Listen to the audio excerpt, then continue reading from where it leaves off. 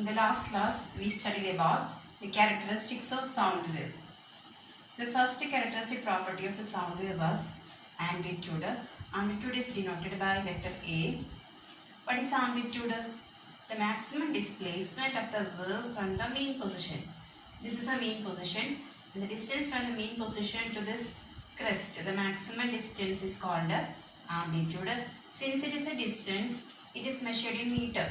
We know that SI unit of distance is meter. The next property is called, next characteristic property of sound wave is frequency. Frequency is denoted by small letter f. What is frequency? The number of waves produced in 1 second is called a frequency. That means here I have drawn 2 waves.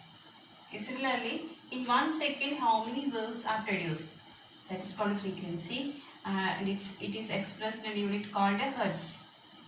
The next property of the sound wave is time period.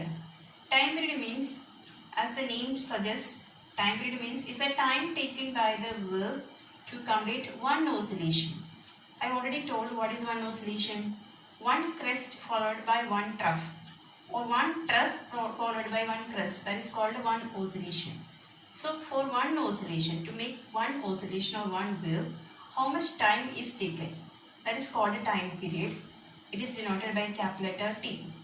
So time period means the time taken to produce one wave. So what is the SI unit of time period? Since it is time, SI unit is second. The next property is wavelength. What is wavelength? Wavelength is the distance between any two adjacent crest or any two adjacent trough. These are two adjacent crests. The distance between them, that is called a wavelength. Wavelength is denoted by a letter called lambda. It is pronounced as lambda, lambda. This is a symbol. So lambda means it is a distance between any two adjacent crest or any two adjacent trough. So these are the characteristic properties of a sound wave: amplitude, frequency, time period and wavelength. And there is a relation between this frequency and time period.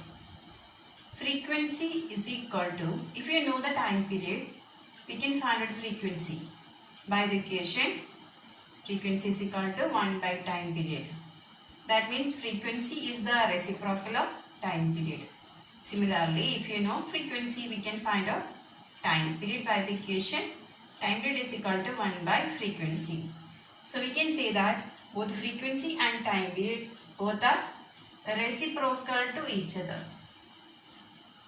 Reciprocal means f equal to 1 by t or t equal to 1 by f. Both are reciprocal to each other. So this is a relation connecting frequency and time period. Next we are going to study the characteristics of sound.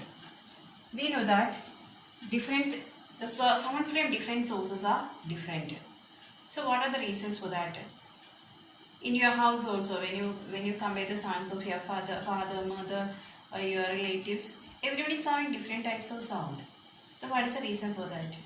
Because sound has a lot of characteristics. So what are the characteristics of sound?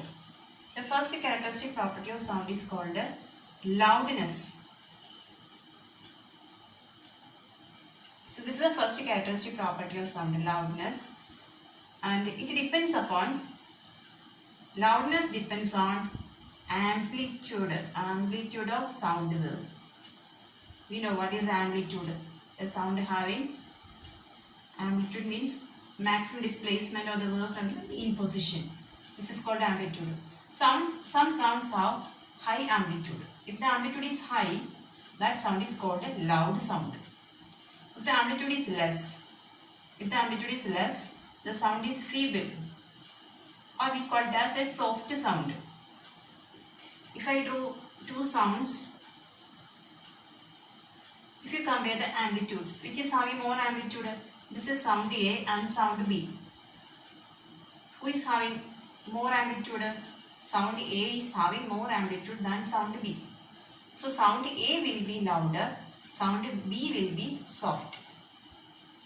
So this is the way of determining loudness of sound.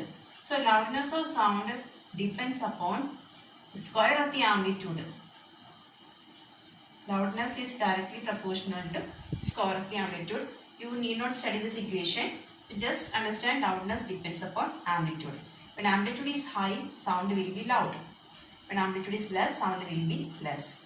When you compare the sounds of children, small children and adults, adult sound is louder than children's sound. Similarly, when you compare the sounds of women and man, whose sound is louder? Men's sound is louder. You just compare the sounds of your father and mother. Father's sound is loud, mother's sound is feeble or soft. So this is a way of differentiating sound based on loudness. The next characteristic property of sound is, the second characteristic property of sound is called pitch. Pitch means the shrillness of sound. Shrillness of sound is called a pitch.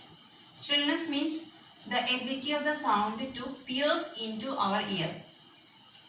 The sound, this pitchness depends upon, pitch of sound depends upon frequency.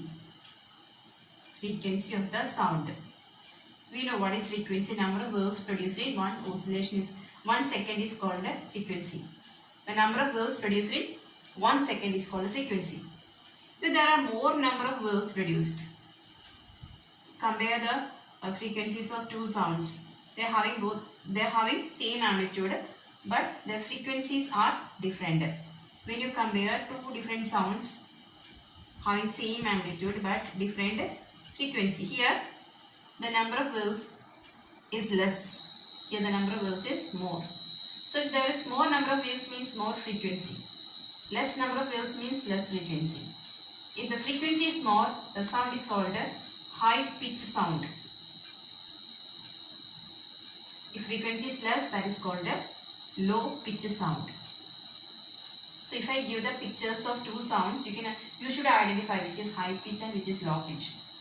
Here more number of waves are there, so high pitch. Here less number of waves means low pitch. High frequency, high pitch. Less frequency, low pitch. So the sound having high pitch will pierce into our ear. When you compare the sounds of drums, drum and whistle. Which sound is piercing into our ear? Whistle sound. So whistle sound is having high pitch. This sound is having high pitch. But drum sound is louder. Drum sound is louder, but it is having low pitch. It will not pierce into the ear, but whistle sound will pierce into the ear. It is having more shrillness or more pitch. When you compare the sounds of women and men, whose sound is having high pitch? Women's sound is having high pitch than men's sound. You compare the sounds of your mother and father. Mother's sound will be piercing into the ear, isn't it? But father's sound is louder, but it is having low pitch. Then compare the sounds of lion and a bird. Bird sound is low pitch. Bird sound is high pitch. Lion sound is low pitch. So these sounds have low pitch and these sounds have a high pitch. Low pitch sounds may be louder also, but high pitch sounds are feeble or soft. So loudness depends upon amplitude, pitch depends upon frequency. There is one more characteristic property for the sound, that is called the third characteristic property is called quality of sound. Quality, or it is also called timbre. Timbre means it's the ability of the sound to differentiate one sound from other sounds. If you hear many sounds, for example, if you hear the sounds of your mother or some other ladies, you can identify your mother's sound because each sound is having its own quality or timbre. So the characteristic property which helps to differentiate one sound from other sound is called a quality or timbre. If many musical instruments are played at the same time, we can identify the instrument which sound is drums, which comes from violin, like that. So this is due to quality or timbre of sound. So there are three characteristic properties of sound: loudness, pitch, and quality or timbre.